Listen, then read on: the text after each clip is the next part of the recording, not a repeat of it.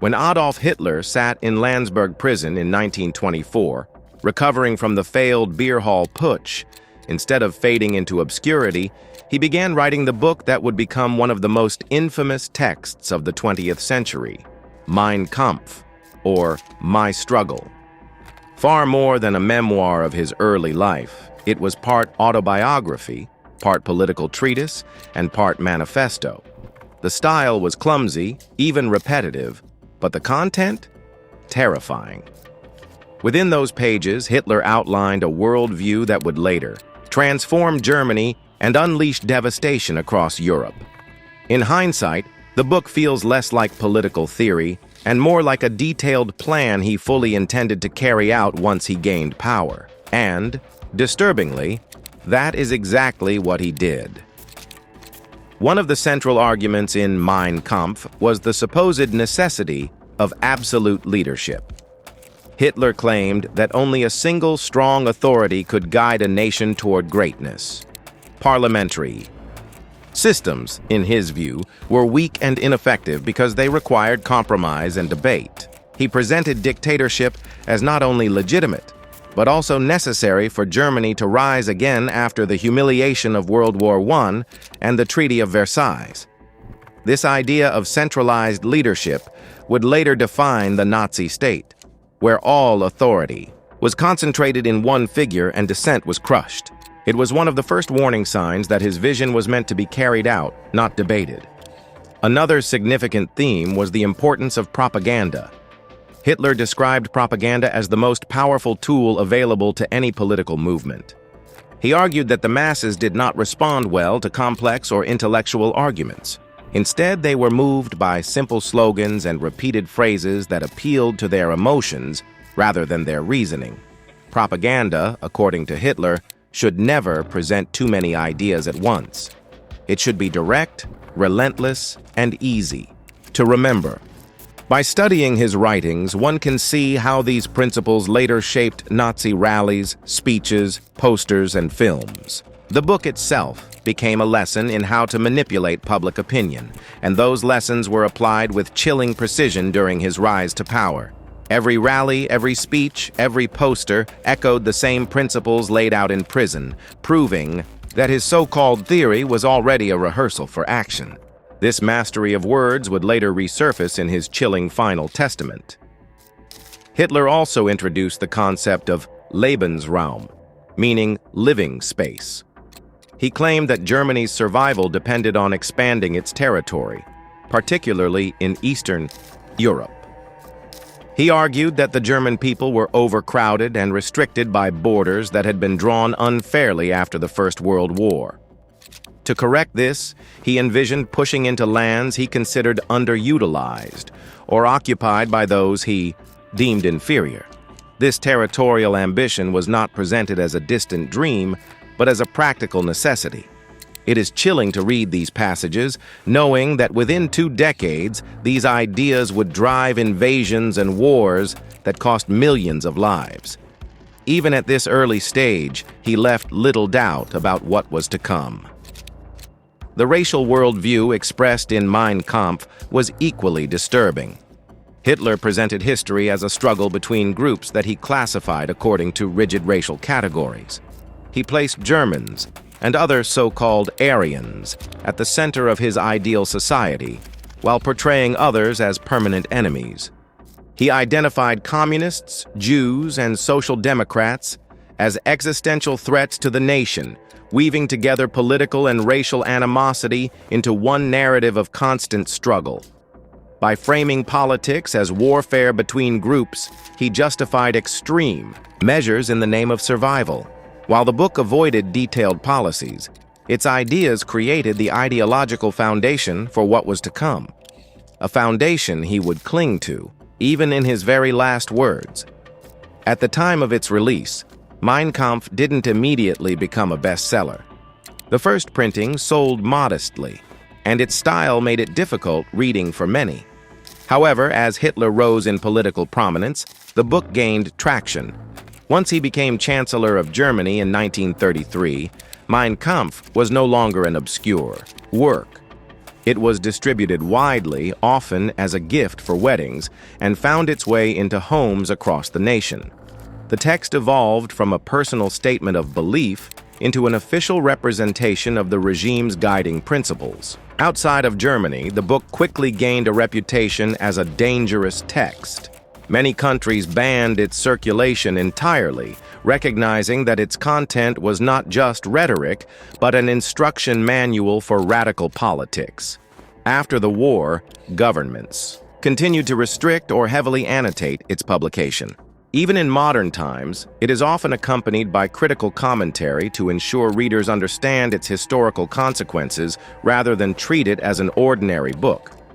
Its forbidden status reflects the recognition that words can be powerful, especially when they inspire destructive action. Looking back, what makes Mein Kampf so chilling is not only the ideas themselves, but also the accuracy with which they predicted later events. Hitler did not conceal his goals. He described them openly, insisting that they were not only necessary, but also inevitable. When the Nazi regime enacted policies that aligned closely with the themes of the book, it became clear that Mein Kampf had functioned as a blueprint rather than a collection of exaggerated thoughts.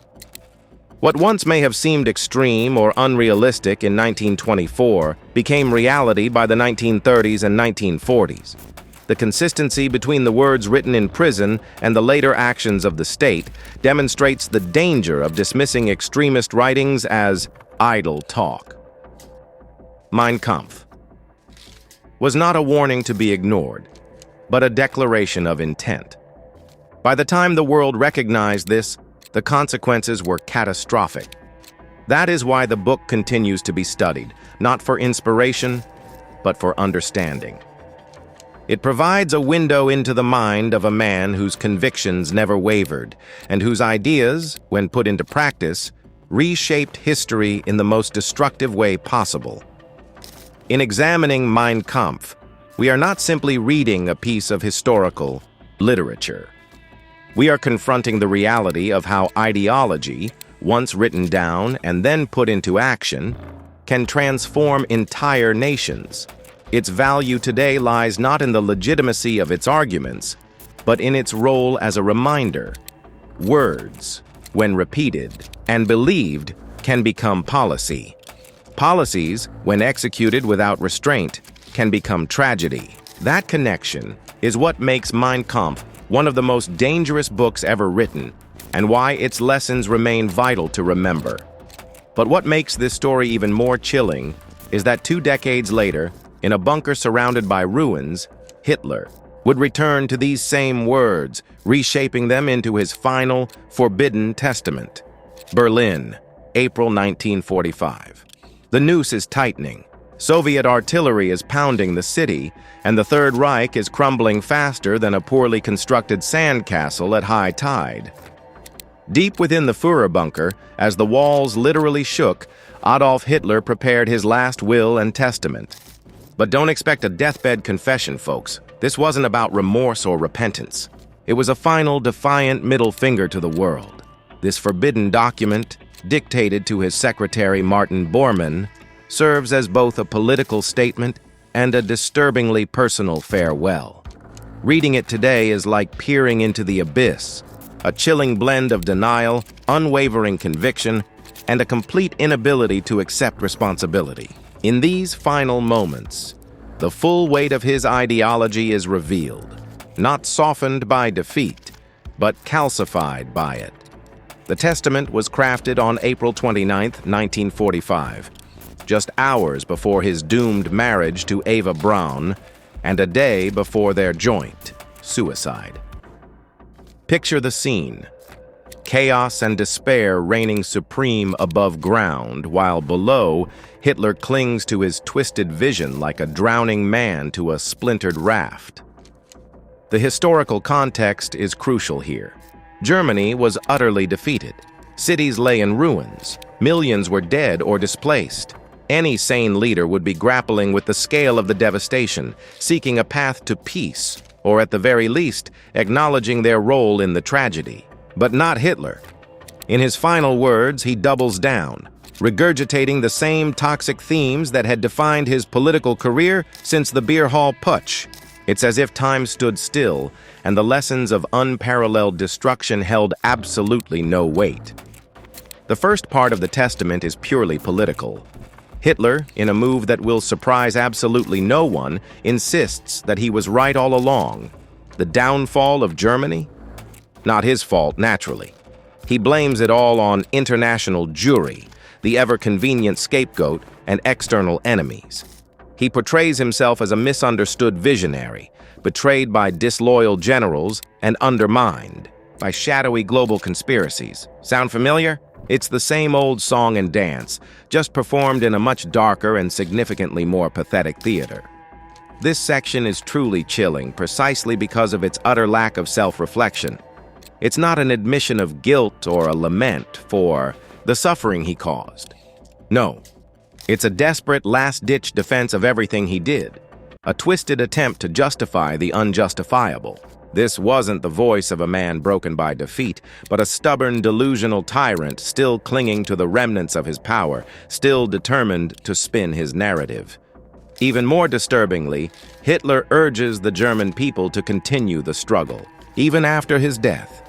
He doesn't encourage them to seek peace, to rebuild their shattered nation. He calls on them to remain loyal to the very ideology that had led them to this cataclysmic end. In this sense, the political testament isn't a conclusion, but a twisted call to arms, a demand that his followers remain faithful to his insane vision even as the world rightfully condemns it. He was attempting, even in his final hours, to shape the future according to his warped beliefs, ensuring his poison would continue to seep into the well long after he was gone. Alongside this political tirade, there's a personal testament, offering a glimpse into the bunker's claustrophobic final days. He provides details about his marriage to Eva Braun, whom he'd known for years but only married on the eve of their suicides. It was a symbolic act, a desperate attempt to lend legitimacy to their twisted relationship before the final curtain fell. He also leaves instructions about the disposal of his body and possessions, his overarching concern, to avoid capture at all costs. For Hitler, suicide was preferable to surrender, a final twisted act of defiance. Even here, symbolism is paramount. The marriage, the final orders, even the meticulously planned suicides. It's all a performance, a carefully crafted attempt to control the narrative until the very bitter end. This reveals a crucial aspect of Hitler's mindset. Defeat was unthinkable. Survival without absolute victory was simply unacceptable. His final act, marrying Eva Braun and then ending both their lives, was presented as a testament to his loyalty, to the cause. It wasn't weakness. It was a carefully constructed act that preserved his dignity, at least in his own warped perception. What truly stands out in the testament is its tone. It's not emotional, it's not desperate. It's delivered in a chillingly matter-of-fact style. There's little evidence of doubt, fear, or even remorse. Instead, the words reflect a man who never, not for one single second, abandoned his core convictions. Even in utter defeat, he regurgitated the same arguments he made as a struggling agitator back in the 1920s. This consistency, this unwavering commitment to a destructive ideology is profoundly unsettling. Most leaders facing such monumental devastation would at least question their past choices. They might try to justify their actions, to offer some explanation, however flawed, for the catastrophe that unfolded under their watch. But Hitler? He used his final words to reaffirm those choices, to double down on the very principles that had led to the deaths of millions. The echo of Mein Kampf is deafening. The testament reveals a series of chilling truths about Hitler's character. First, an extraordinary refusal to accept responsibility. Not once does he acknowledge the devastation he unleashed on Germany, or the unimaginable suffering of millions across the globe. Second, the almost unbelievable rigidity of his ideology. Even after years of brutal war, after the collapse of his empire, he clung to the same twisted beliefs with unwavering certainty. And third, his overwhelming obsession with legacy. By dictating this testament, he sought to control how history would remember him, to cast himself as a visionary, a figure of strength and resolve, rather than the genocidal dictator he truly was. Perhaps the most chilling aspect of the testament is its underlying defiance. Surrounded by irrefutable evidence of total failure, Hitler still refused to concede. He chose death over surrender, framing it as an act of loyalty to his warped vision. But this wasn't courageous. It was destructive. It demonstrated a complete and utter lack of empathy for the German people, who were left to face the horrifying consequences of his choices. By clinging to his ideology to the bitter end, he ensured that his final words would continue to echo the same dangerous themes he had always championed. This document isn't chilling because it reveals some new strategy or some secret plan. It's chilling because it shows, beyond any shadow of a doubt, that even in the face of total unmitigated defeat, Hitler never wavered. His final words weren't those of a man seeking forgiveness or reconciliation. They were the words of a leader still utterly consumed by the same dangerous vision that defined his entire life. That's why the Testament continues to be studied, debated, and analyzed. It serves as a final haunting example of the destructive power of ideology carried to its absolute devastating extreme. And that, friends, is a lesson we can't afford to forget: the chilling consistency. When historians place Mein Kampf beside Hitler's final political testament, what emerges isn't just a similarity of ideas, but a disturbing refusal to deviate from a path, even as it led to utter ruin. In 1925, he was a fringe agitator, fresh out of prison. By 1945, he was the leader of a nation in flames. Yet the words from both periods echo with the same unwavering, almost fanatical convictions. This consistency isn't just a footnote in history, it's deeply unsettling. It reveals how profoundly Hitler clung to his ideology, even as reality crumbled around him. Most political leaders, when confronted with failure, will adapt, compromise, or at the very least, soften their rhetoric. Hitler did the precise opposite. In his testament, penned as Berlin was being reduced to ash, there was no acknowledgement of misjudgments, no strategic errors admitted, no remorse for the staggering human cost. Instead, he doubled down, repeating the same tired refrains of betrayal, racial struggle, and a twisted sense of destiny that saturated the pages of Mein Kampf. What truly unnerves readers and scholars alike isn't that he conceived these ideas early in his career, but that he never abandoned them, even when confronted with overwhelming evidence of their catastrophic consequences. This unwavering conviction, this refusal to bend, proved magnetic to followers desperate for certainty in an increasingly chaotic world. To them, his unshakable beliefs appeared decisive, a sign of strength. But for history, they stand as a stark warning about the perils of unyielding dogma, a grim reminder that rigid ideology can masquerade as strength while paving the path to utter catastrophe. Those who first encountered the Testament in 1945 reacted with a complex mix of disbelief and grim recognition. For Allied leaders and prosecutors, at Nuremberg, the document simply confirmed what they had long suspected. Negotiation with Hitler was a futile exercise because compromise was a concept alien to his very being. For ordinary Germans, weary and broken by years of war, the Testament likely proved utterly bewildering. They yearned for peace, for rebuilding, for a future free from conflict. Instead, their fallen leader spoke only of implacable enemies, of insidious betrayal, and of unwavering loyalty unto death. This yawning chasm between the suffering of the people and the unyielding rhetoric of their leader reveals the profoundly destructive distance that ideology can create between the rulers and the ruled. From a historical perspective, this consistency is nothing short of haunting.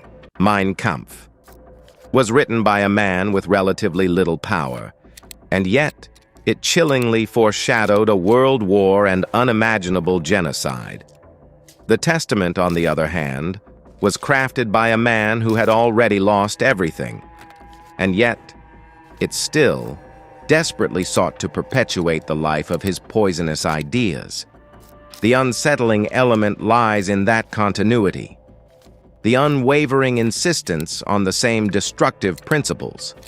The same principles that once mobilized millions were repeated, even as nothing remained but rubble and despair. That repetition underscores how an idea, once internalized and absolutized, can resist all contrary evidence, warping reality to fit its twisted narrative. Perhaps the most disturbing aspect of the Testament is that, in a way, it wasn't written for Germany in 1945 at all.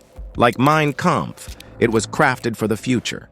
It was a desperate attempt at ideological immortality, a means of ensuring his twisted vision would continue to resonate long after his physical death. This is what makes the juxtaposition of the two documents so profoundly disturbing. Together, they illustrate how a single idea, carried across decades, can survive even utter defeat and continue to inspire, even in the wake of utter destruction. The lessons for our present are crystal clear. Ideologies that present themselves as absolute truths, as unassailable doctrines, carry the inherent risk of cultivating followers who will actively ignore reality in order to protect and preserve their cherished beliefs. Flexibility and self-criticism may, on the surface, appear to weaken conviction, but in truth, they are vital safeguards against destructive rigidity. Hitler's writings stand as a chilling testament to how the absence of those safeguards can lead an entire nation, and ultimately the world, to unimaginable disaster. And that brings us to the legacy. How Hitler's words outlived him, shaping not only history as we know it, but also continuing to poison the dangerous fringes of the present. The echoes of his words still reverberate today. If the Testament revealed the consistency of Hitler's thinking, its true and enduring weight lies in what transpired in the years and decades that followed. Words written in desperation might be expected to fade into obscurity, consigned to the dustbin of history. Yet Hitler's words did not. Instead, they joined Mein Kampf as enduring, deeply disturbing artifacts that continue to shape not only historical scholarship and societal memory, but also, in some dark corners of society, a dangerous form of admiration.